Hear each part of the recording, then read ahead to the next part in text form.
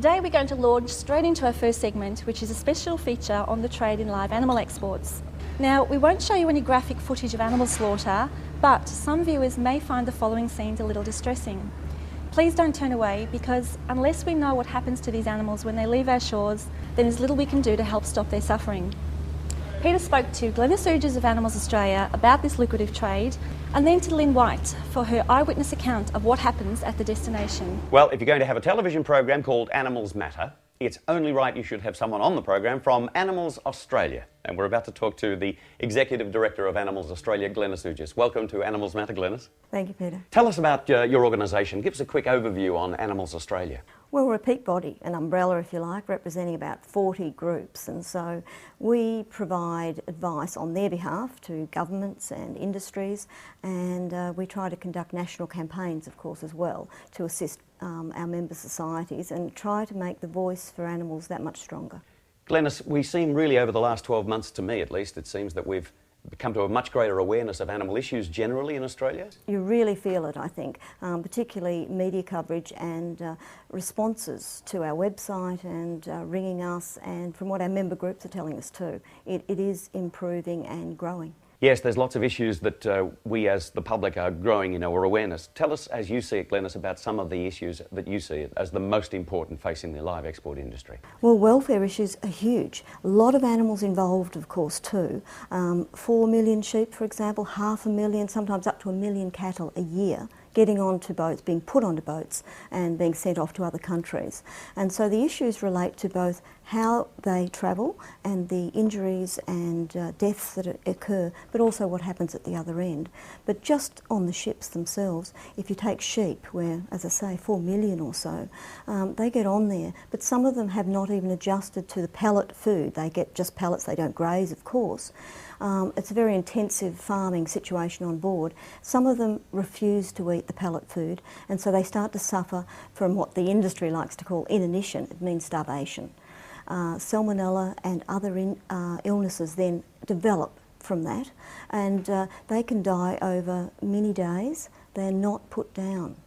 It's very hard to get to the animals because they're so tightly packed on these ships, 3 to a square metre. So it's a terrible environment. Some of them have difficulty fighting their way to food and water as well, and there are the social issues of not wanting to push past dominant animals. So all of these things are happening, and what that means is that tens of thousands die on the ships each year. The industry likes to say just 1% die. Yeah, that's 1 in 100. Over a year, for example, that can be 30, 40,000 sheep. So, and they don't get put down. That's the other point. They suffer and then die. Aren't there supposed to be veterinary personnel on board to ensure that the sheep are well and adequately looked after? Well, no. Certainly in the Saudi trade there was a vet on board, and that was mainly so that they could talk their way to tell the Saudis that they were all well at the other end. That's what that was about. But one vet, even then, for say 100,000 sheep, they can't get around. There's usually a stockman on board. In the long journeys these days, there's going to be a vet on board, but not on every ship. Only high-risk ships when they're going to hot and humid time in the Middle East. So our winter, their summer, when many of them also die from heat stress, particularly when they arrive at the other end. It may take 2, 3, 4, 5 days to unload, and they're on ships that are not moving, so the ventilation's not good, and they suffer from heat stress. So all of these problems relate, and there's terrible suffering involved, and that's before they get off at the other end. Then what happens to them, Glenys? What happens at the other end of that journey? Well, of course, it depends on which place they're going to, but I could say both through Southeast Asia and particularly the Middle East, the cultural practices, the lack of facilities, the lack of training of the people that then handle them at the other end. Australia has no proper input into that, cannot have any significant input into the way they do things. And so perhaps the handling, the brutal handling is a terrible thing, but also they're killed without pre-stunning. That is, they are fully conscious when their throats are cut. This is the cattle and the sheep, and they can take quite some time to bleed out, and it's just a terribly distressing thing to even think about, let alone to see, and some of our people have of course been there and seen what's happening, and it's really distressing. We're going to talk to Lyn White about that later in this program, in fact. Well, Glenys, you've got petitions before the Senate, you've got people standing for Parliament across the country, you've got litigation before the West Australian courts.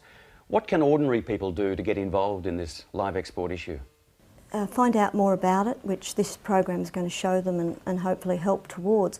But what they then need to do is be a voice for these animals that are even now being taken to ships to be taken away from this country and treated in a way that we would not accept, indeed our laws would not accept. So what they need to do is be a voice, that is whether it is letters to the editor of newspapers so that other people learn about it, or whether it's to their local member of parliament, both state and federal. They're all complicit in this. They must speak out and indicate that they don't accept it. That's the way. People have to make sure that their views sitting back at home are known to the people who can actually make a change. Well, Animals Australia is a wonderful organisation, Glenys, and is doing a magnificent job. How can people get in touch with the organisation? Is there a website you could give us, or a contact phone number if people want to make contact? www.animalsaustralia.org. So it's very easy, animalsaustralia.org. The phone number is 1800 888 584. Well, we hope people will certainly take some action and take your cues as to what they can do to get involved. Glenys, thank you so much for joining us today on Animals Matter. It's a great pleasure to have had you on the program. From Animals Australia, Executive Director Glenys Oogjes, thank you. Thank you, Peter. Welcome back to Animals Matter. Now, continuing on with our story on live animal exports, Peter talks with Lyn White about her accounts in Kuwait.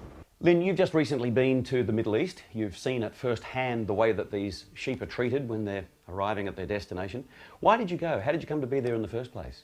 Well, it's just over 12 months ago now, and it was really after the Cormo Express when we were totally reliant on the government to inform us about how our sheep were being treated and the condition on arrival. So we made a decision that it was necessary to conduct an independent investigation and bring the facts back to the Australian people, really. Lyn, the Australian government actually relies, does it not, on the information that's provided to it by the animal export industry?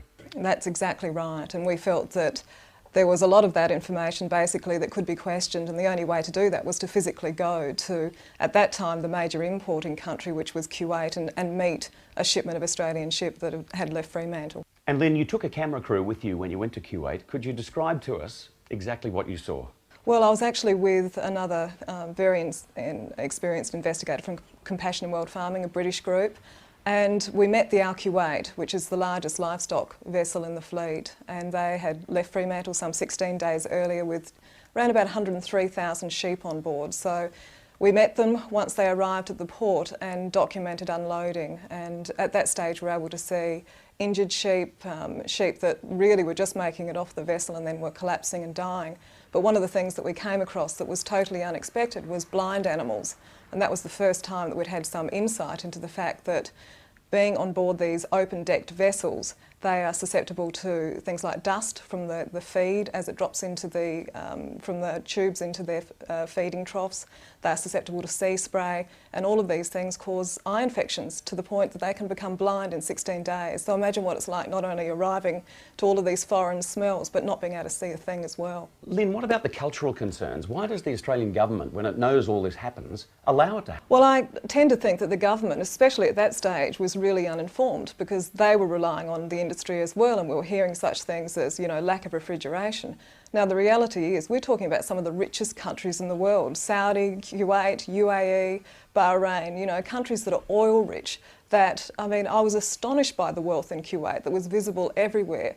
There is no lack of refrigeration in these countries. We're being told a lot of furphy by the industry. And basically this investigation was able to call into question almost every reason the live export industry suggested that this was a necessity, basically.